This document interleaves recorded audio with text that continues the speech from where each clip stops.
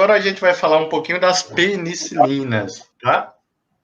A gente vai falar agora das penicilinas e do uso clínico das penicilinas na prática clínica. Então, veja que Deisiane introduziu bem o assunto, tá? Ela deu uma aula maravilhosa.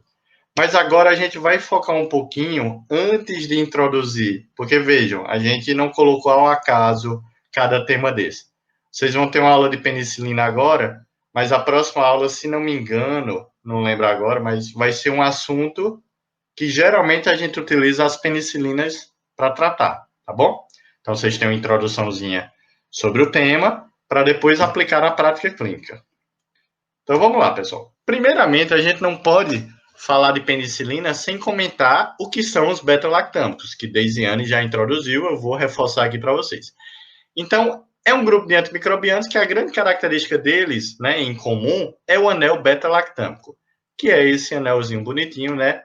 Claro, se vocês fossem fazer uma prova, eu teria uma questão lá que a letra A seria essa, a B seria uma outra estrutura, vocês tinham que acertar, né? Obviamente. Brincadeiras à parte, vamos lá. Então, o que tem em comum é esse grupo beta-lactâmico. A gente precisa saber quais são os antimicrobianos beta-lactâmicos. São 4 principais. Então, penicilinas, cefalosporinas, carbapenêmicos e monobactâmicos, que é o astreonam, tá bom? Então, a gente tem esses 4 grupos. A gente vai falar só da penicilina, tá ok, pessoal? Em outra oportunidade, amanhã a gente vai falar de cefalosporina, em algum momento a gente vai falar de carbapenêmicos e dos monobactâmicos também, ok? Muito bem, onde é que age os beta-lactâmicos? É lá na parede celular. Mas onde exatamente? Ela age no que a gente chama de proteínas ligadoras de penicilinas, tá? Que, no fim das contas, o que é que elas vão impedir? Vão impedir a formação da camada de peptidoglicano. Como ela impede essa formação, a bactéria vai ter um rompimento da parede celular dela e ela vai estar sob maior risco de ter um desequilíbrio osmótico, causando a lise da bactéria, tá? É como se a membrana celular ficasse desprotegida, tá bom? Elas são bactericidas, isso a gente já comentou, né? Então elas provocam a lise osmótica e são tempo dependentes. A gente já comentou isso, então elas geralmente são fracionadas. São antibióticos que são fracionados, ok? Só lembrando aqui, ó, então os beta-lactâmicos vão agir na parede celular. E como é que as bactérias criam resistência aos beta-lactâmicos? Por 3 mecanismos principais. Elas podem alterar o sítio de ligação, tá? Então, elas mudam a conformação espacial daquele sítio de ligação e o antimicrobiano não consegue agir. Eu não falei do pneumococo, pronto. O principal mecanismo de resistência do pneumococo é exatamente esse, a alteração da proteína ligadora de penicilina. Geralmente, esse mecanismo de resistência a gente consegue transpassá-lo, né? Consegue desfazê-lo aumentando a dose do antibiótico, tá bom? Geralmente, isso aqui é responsável por resistência intermediária da bactéria ao antimicrobiano. As beta-lactamases, eu coloquei aqui que são das gram-negativas, mas as gram-positivas podem ter também, pessoal. Mas, assim, ela é particularmente comum nas gram-negativas. Como exemplo, o hemófilo, a Moraxella catarrhalis, as enterobactérias, a pseudomonas, tá bom?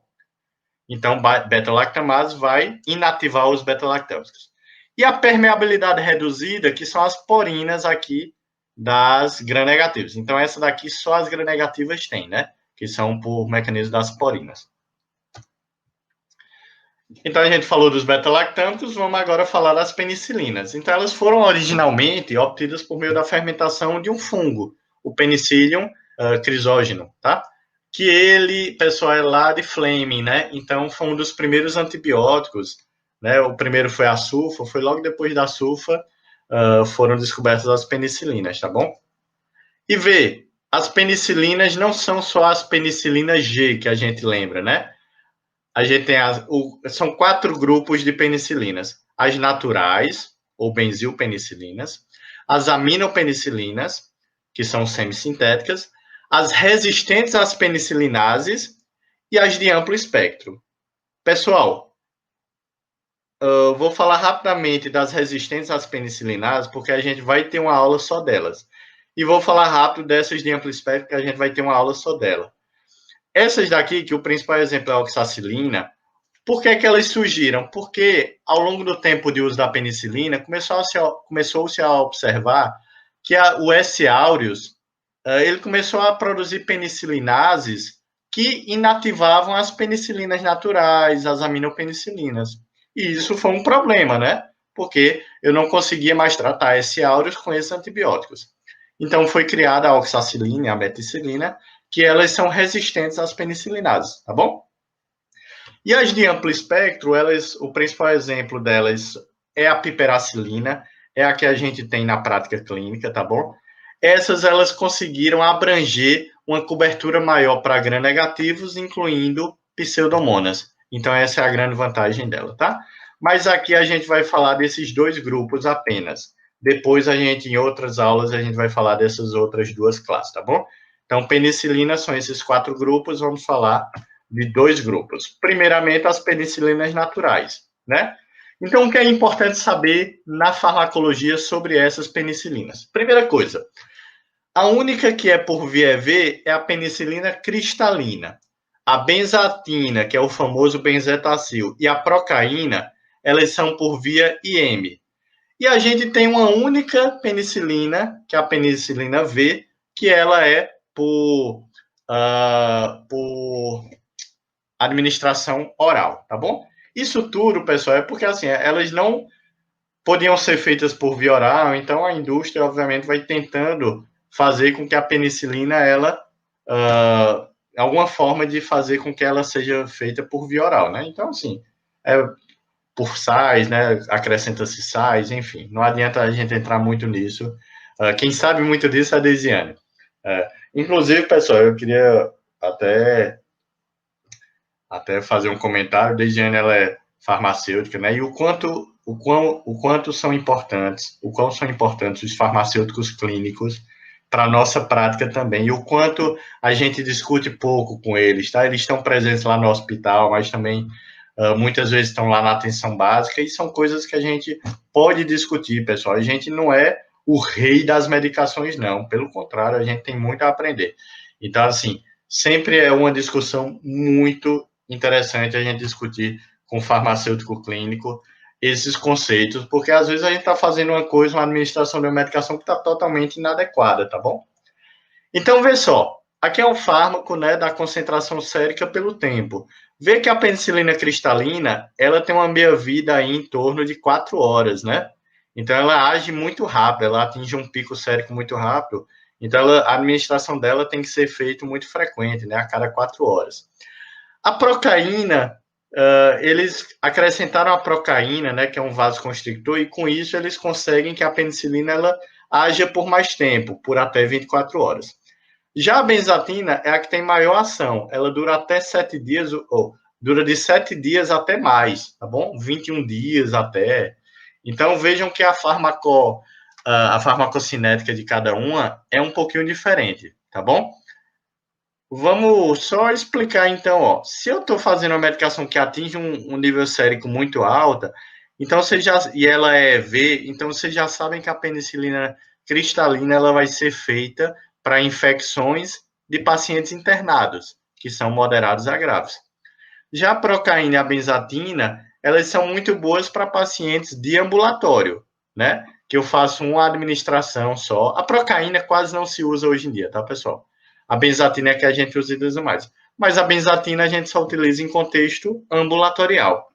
Um erro muito comum que eu vejo o pessoal fazendo é o quê? O paciente tem uma erisipela, que é uma infecção cutânea, né? Ali de partes moles. E aí o médico faz uma penicilina G-benzatina. Pessoal, olha como ela vai crescendo lentinha. Então, assim, não é uma boa opção, porque aquela infecção ela pode ir piorando clinicamente se você não age com um antibiótico que já atinge um nível sérico maior logo num primeiro momento, tá bom? Então, a gente vai ver para que a gente utiliza a penicilina benzatina. Vê, a benzatina, inclusive, ela penetra pouco no sistema nervoso central e no pulmão. Então, a gente não vai usar nunca a benzetacil para uma pneumonia, para uma meningite, tá bom? Todas necessitam de ajuste para a função renal. E qual é o grande efeito adverso das penicilinas? é reação de hipersensibilidade, tá, pessoal? Então, geralmente, os principais efeitos colaterais são reações alérgicas, de anafilaxia. Inclusive, pode ter nefrite intersticial aguda, anemia hemolítica autoimune, tá? Mas tudo é reação de hipersensibilidade, ok? Esse é o grande temor que a gente tem das penicilinas. O espectro de ação delas, hoje em dia, é bem reduzido, porque as bactérias S. aureus criou resistência, né? Então, assim, quem é que elas pegam bem? Cocos e bacilos gram-positivos. O que é isso? Principalmente pneumococo. Ou pneumococo não, desculpa. Streptococo. Então, elas pegam ainda streptococo. É tanto que a gente pode usar lá a benzetacil para uma infecção faríngea, né? Uma faringoamidalite, que geralmente é o Streptococcus pyogenes. Ainda pode utilizar. Mas principalmente pneumococo, tá? O índice de resistência vem aumentando. Neisseria, que é o gonococo e o meningococo, porém, pessoal, o índice de resistência vem aumentando, então a gente também está em desuso para esse gênero bacteriano, tá bom? Ainda são as medicações de escolha para o treponema pálido, sífilis, e para leptospirose é uma opção. Não costumamos usar elas, mas é uma opção, tá bom? E ver o tanto de bactéria que é resistente às penicilinas naturais. Pseudomonas, enterobactérias, a maior parte dos estáfilos áureos e os outros estáfilos. As bactérias atípicas, porque, enfim, as atípicas ela não agem na parede celular, né? O Bacteroides fragilis, que é um anaeróbio que está associado à infecção intraabdominal, e outros bacilos gram-negativos anaeróbios, tá bom? Ou seja, ela não pega, ela não é boa para gram-negativo, não é boa para atípico e não é boa para anaeróbio de foco abdominal, tá? Às vezes ajuda mais isso, né? Saber para o que é que não é bom a penicilina natural. Para gram-negativo, para anaeróbio de trato abdominal, de trato digestório, e para atípico, certo? Então, para que eu uso, afinal, elas? Esse é o ponto importante. Para que eu uso? A benzetacil, a penicilina benzatina, é usada para sífilis e para profilaxia de febre reumática erisipela, então ela ainda é muito utilizada na nossa prática. E a cristalina? A cristalina é para aquelas infecções que são podem potencialmente agravar. Então, neurosífilis. Por que a penicilina benzatina, já que ela serve para sífilis, por que não pode para neurosífilis? Vocês lembram? Ela não tem boa penetração no tecido, no sistema nervoso central. Então, neurosífilis tem que ser a cristalina. Fora que a neurosífilis é um caso mais grave, né? Então, você tem que usar uma medicação que haja mais rápido. Endocardite, você pode utilizar, tá, pessoal? Mas geralmente é em associação com outras medicações. E quando sua suspeita é que tem um streptococo, porque penicilina cristalina ainda pega streptococo. O que eu botei aqui em sublinhado é o que elas ainda são primeira escolha. Tétano, ela é uma opção. Erisipela-celulite, a cristalina é uma opção. Meningite é uma opção, mas a gente evita pelo nível de resistência. E pneumonia também a gente faz muito na pediatria, né? No adulto não costuma fazer. E a penicilina V oral tem uma indicação maior, né? Que é a profilaxia de infecção por pneumococo em paciente com anemia falciforme. São pacientes que geralmente eles têm eles fazem uma asplenia funcional, né? Então, o paciente com anemia falciforme faz microinfartos lá no baço, e aí o paciente começa a ter uma asplenia funcional. E o pneumococo, né? Que é uma bactéria que ele tem um envoltório capsular, ele depende muito da destruição dele pelo baço. Então, a penicilina V oral poderia ser feito aí a partir dos 5 anos para pacientes com anemia falciforme, tá bom? Que são, geralmente nessa idade, já são asplênicos. Vê que o uso clínico está bem diminuído hoje em dia, né, pessoal? Bem diminuído. Vamos lá, vamos dar uma corridinha porque o tempo já está quase acabando. E as aminopenicilinas? Bem, Desiane já falou um pouquinho. A amoxicilina, ela tem só por via oral. E a ampicilina tem via oral e EV. Como a amoxicilina ela é mais bem absorvida por via oral do que a ampicilina, quando a gente vai fazer o tratamento por via oral, a gente sempre escolhe a amoxicilina, tá? Então, a ampicilina, ela fica lá pro tratamento em pacientes internados, tá bom? Pacientes que a gente vai fazer a medicação EV. necessitam de ajuste para a função renal. Meu amigo, eu tenho que decorar sempre se necessita ou não de ajuste. Não, pessoal. É claro, você bota lá no aplicativo médico, lá, enfim. E ele vai resolver para você. Mas a gente vai ter uma aula lá no finalzinho que a gente vai falar situações especiais de uso de antimicrobiano. E a gente vai falar do renal crônico, tá bom? Que a gente vai ver que eu vou dizer quais são os antibióticos que não precisam de ajuste. Porque vocês vão saber que, já que esses não precisam de ajuste, todos os outros vão precisar, né? Ok? E efeitos adversos. É igual a penicilina, pode causar reação alérgica, né, anafilaxia, porém, como elas têm a via oral, elas aumentam o risco de ter sintomas do trato digestório, náusea, diarreia, tá bom? Inclusive, elas podem ter uma erupção cutânea que não é alérgica. Isso é muito comum no paciente com mononucleose, né? Que a gente faz a MOX, e aí o paciente faz uma erupção cutânea. Aqui estão as doses, obviamente não precisam memorizar. Isso aqui, vocês, quando começarem a praticar, forem médicos ou estiverem no internato, vocês vão começar a pegar essas doses. Mas vê, pessoal, que é 8 em 8 horas, 12 em 12, a cada 4 ou 6 horas. Veja que elas são tempo dependentes, tá bom? Chama a atenção que tanto a amox quanto a ampicilina, às vezes eles têm uma associação com inibidores da beta-lactamase. No caso da amoxicilina é o clavulanato e da ampicilina o subactam. A gente vai ver lá um último slide que vai falar dos inibidores da beta-lactamase. Mas quando é que eu vou pensar em usar um amoxiclavulanato ou ampicilina subactam? Quando eu achar que tem gram-negativo na jogada, porque geralmente o gram-negativo é quem produz beta-lactamase. Tranquilo? E o espectro de ação é semelhante às penicilinas naturais. Mas o que é que a gente precisa saber das aminopenicilinas? O que é que elas melhoraram em relação às penicilinas naturais? O aumento do espectro para as enterobactérias, para as gram-negativas. Então, as aminopenicilinas, elas aumentaram o espectro para as enterobactérias. Então, isso diz muito, né? Se é E. coli, então elas podem já ser usadas para uma infecção urinária. As penicilinas naturais, não. Elas podem ser utilizadas para foco intraabdominal, que tem gram-negativo lá, enterobactéria. Elas podem ser utilizadas para via aérea superior, que tem um hemófilos da vida, e elas pegam. Ok? Então, muito bem. E, claro, continuam pegando lá o estreptococo, que é muito aqui da via aérea superior e de pele. Então, vê, pessoal, que nada é por acaso. Se você sabe onde é que aquelas bactérias provocam infecção, você sabe o uso clínico dos antibióticos. E se você sabe que o antibiótico pega aquela bactéria, você sabe que ele vai servir para aquele uso clínico, né? Então, onde é que eu uso as aminopenicilinas? Mais uma vez, o que tivesse aqui sublinhado é que elas são aí uma das primeiras escolhas, ou a primeira escolha.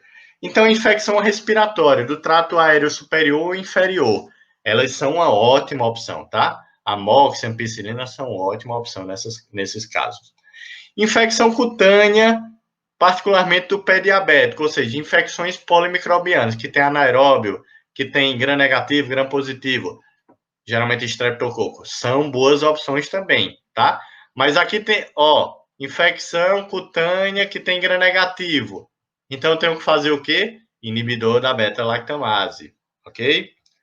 Então, vê até que eu botei aqui o asterisco, Aqui eu sempre tenho que fazer com o inibidor da beta-lactamase. Infecção abdominal. Sei lá, um paciente com diarreia. Geralmente é quem é a culpada? É coli. Então, é um gram-negativo. Pode ter beta-lactamase, faço com o inibidor da beta-lactamase. ITU, geralmente é E. coli. Mesma coisa, tá bom? Não é mais a primeira escolha para gonococo, nem para meningite. Para listéria, ainda a ampicilina um antibiótico que tem ação contra a listéria. A mox não, mas a ampicilina tem. Então, na minha suspeita de listeriose, um paciente idoso com meningite, a ampicilina é uma boa opção, tá? E na endocardite por enterococo, que é um gram positivo, a gente pode fazer ampicilina associada a aminoglicosídeo, tá bom? Como sinergismo. Então, esses são os usos. Na prática clínica, a gente usa moxi e ampicilina para quê? Via aérea superior, via aérea inferior. E um pé diabético a gente utiliza bastante também. São os principais usos, tá bom? Último slide, falar de inibidores da beta-lactamase, né? Eles também são beta-lactâmicos, porém eles têm pouca atividade antibiótica direta. Então, para que eu vou utilizar um beta-lactâmico que não age bem na bactéria, para matar a bactéria? Qual a vantagem dele? Eles também não são beta-lactâmicos, então eles vão agir inibindo a beta-lactamase por competição. Vê que legal, né? Que sacada legal. Eu tenho a amoxicilina e tenho o clavulanato. E tenho a beta-lactamase. A beta-lactamase vai lá e pega a amoxicilina. Mas ela também tem o clavulanato para pegar. Então, ela pega o clavulanato.